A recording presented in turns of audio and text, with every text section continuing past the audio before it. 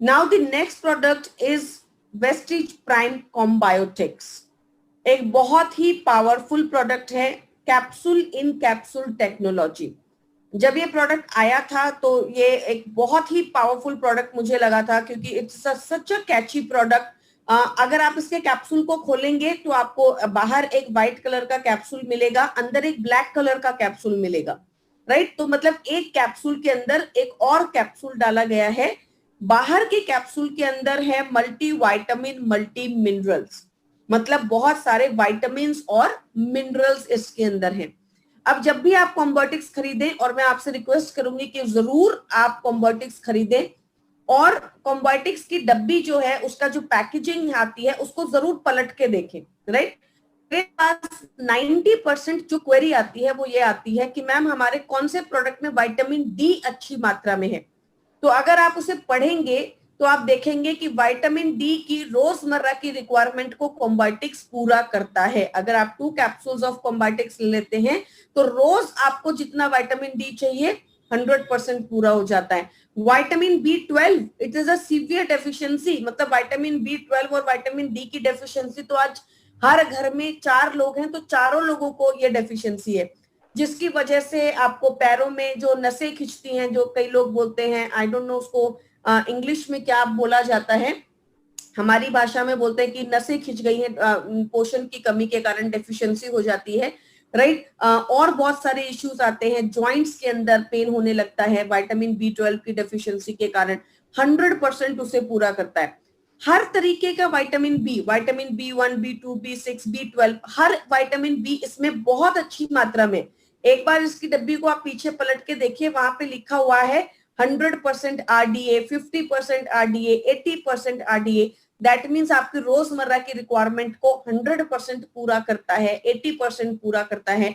तो vitamin B को पूरे तरीके से ये पूरा करने में मदद करता है। Vitamin A, vitamin C, selenium, potassium, बहुत सारा पोषण इसके अंदर है, जो कि आप नॉर्मली लोगों से पूछते हैं, उनसे बात करते हैं कि ये वाले न्यूट्रिशन हमें कौन से सप्लीमेंट के अंदर अच्छी मात्रा में मिले, राइट। कुछ के अंदर है, जैसे अब आप बात करेंगे कि मैम एलआरजी 9 के अंदर भी विटामिन डी है, तो उसमें कम मात्रा में है, उतनी मात्रा में है जितनी मात्रा में हार्ट के लिए वो जरूरी है, हमारे उस प्रोडक्ट की बेहतर काम करने के लिए वो जरूरी। लेकिन इस प्रोडक्ट में अगर आप 2 कैप्सूल्स रोजाना कॉम्बोटिक्स लेते हैं तो 100% आपकी विटामिन डी की रिक्वायरमेंट को पूरा करता है।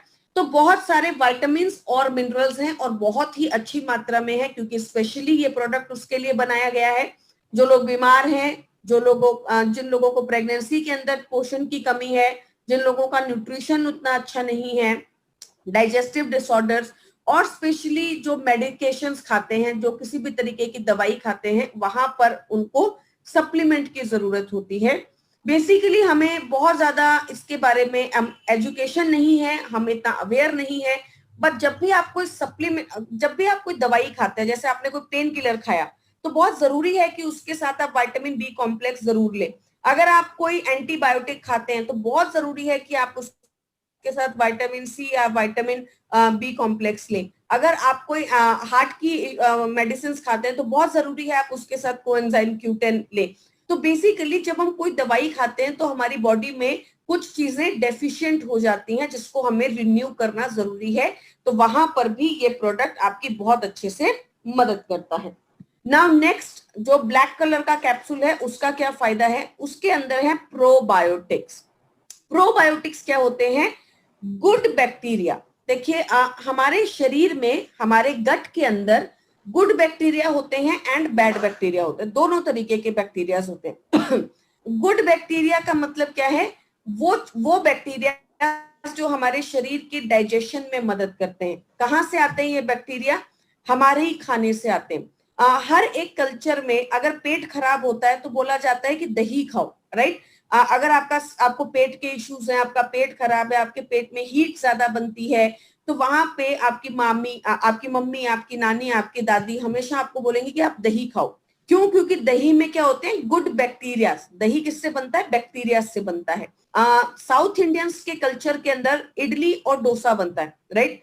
इडली और डोसा को क्या किया जाता है? रात को दालों को, चावलों को उसको भिगो के रख दिया जाता है, दाल और चावल को। और पूरी रात वो फर्मेंट होते हैं। इसके अंदर क्या क्या जन्म लेता है, बैक्टीरिया जन्म लेता है, और सुबह उस फर्मेंटेड फूड से आप क्या बनाते हैं, डोसा बनाते हैं, इडली बनाते हैं, उत्तपम बनाते हैं। लेकिन आज आपने क्या कर दिया, आज आप फटाफट से रेडी टू ईट डोसे का बैटर लेकर आते हैं, उसके अंदर दही मिलाते हैं, इनो मिलाते हैं और फटाफट से डोसा बनाकर खा लेते हैं। तो आपने क्या, कौन से प्रोसेस को खत्म किया, फर्मेंटेशन प्रोसेस को खत्म कर दिया। पुराने जमाने में सबके घरों में दादी नानी मौसम के साथ अचार बनाती थी, राइट। सिरेमिक पोट्स के अंदर, बड़े बड़े सिरेमिक पोट्स के अंदर अचार बनाकर रख दिया जाता था। एक एक महीने, दो दो महीने तक वो अचार पकता था। इवन कहीं कहीं पे तो स्पेशली नींबू का जो अचार होता था वो सालों तक बनता रहता था, सालों तक पकता था, राइट। उस प्रोसेस में क्या बनते थे, गुड बैक्टीरियाज। इसीलिए आप ऑब्जर्व करेंगे कि हमारी जितनी भी भोजन है भारत के कल्चर में, जितने भी भोजन है जो कि हैवी है, वहां पे उनके साथ हमेशा थाली में अचार जरूर सर्व किया जाता है। क्यों सर्व किया जाता है, ताकि अचार उस डाइजेशन प्रोसेस को तेज कर दे। उसके अंदर क्या है, गुड बैक्टीरियाज। पर आज आपने क्या कर दिया, आज आप बाजार से खरीदकर अचार की डब्बी ले आते हैं जिसमें जो कि उसके अंदर फर्मेंटेशन प्रोसेस नहीं होता, वो बहुत ज्यादा विनेगर वगैरह से पकाया जाता है। तो स्पेशली हमारा जो गुड बैक्टीरिया वाला भोजन है आज हम नहीं खाते हैं। और यही एक, मैं आपको आज एक सिंपल भाषा में आपको बता रही हूँ, ये बहुत बड़ी बीमारियों की जड़ है। आपकी पेट की ज्यादातर समस्याओं का कारण है आपका शरीर में गुड बैक्टीरिया ना होना, राइट। क्योंकि हम वो भोजन नहीं खाते, आज हमने वो खत्म कर दिया है। Now next thing is bad bacterias. Bad bacteria का भोजन क्या है, sugar sugar sugar sugar sugar sugar, चीनी चीनी चीनी और चीनी।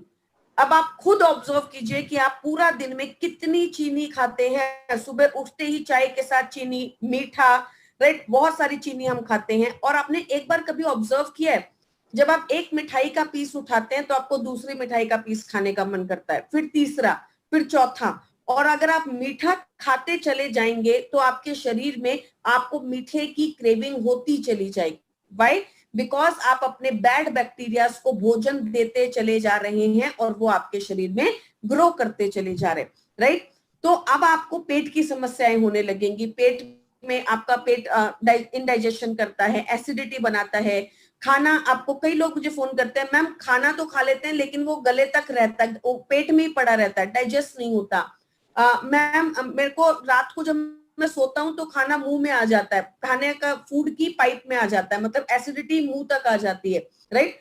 उन कंडीशंस में जहां पर आपने लोगों को कहते हुए सुना है कि यार मैं बाहर का खाना नहीं खाऊंगा, मेरा पेट बहुत खराब हो जाता है, यार मैं दाल नहीं खाऊंगा, मेरा पेट खराब हो जाता है, मैं ये खाना नहीं खाऊंगा, मेरा पेट खराब हो जाता है। They are suffering from severe deficiency of good bacteria in your body.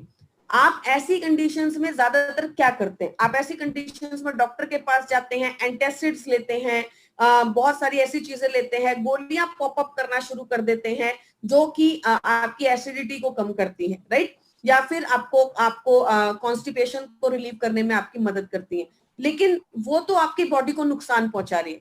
अगर आप फिर अगेन एक डिस्कशन है, अगर आप ज्यादा एंटासिड खाएंगे तो आपकी बॉडी में एसिड कम बनेगा, राइट। और अगर एसिड कम बनेगा तो अगेन आपका खाना डाइजेस्ट नहीं होगा, अगेन, क्योंकि खाने को डाइजेस्ट होने के लिए क्या चाहिए, एसिड चाहिए बॉडी के अंदर, राइट। तो ये आप एक विशिष्ट सर्कल में फंस जाते हैं।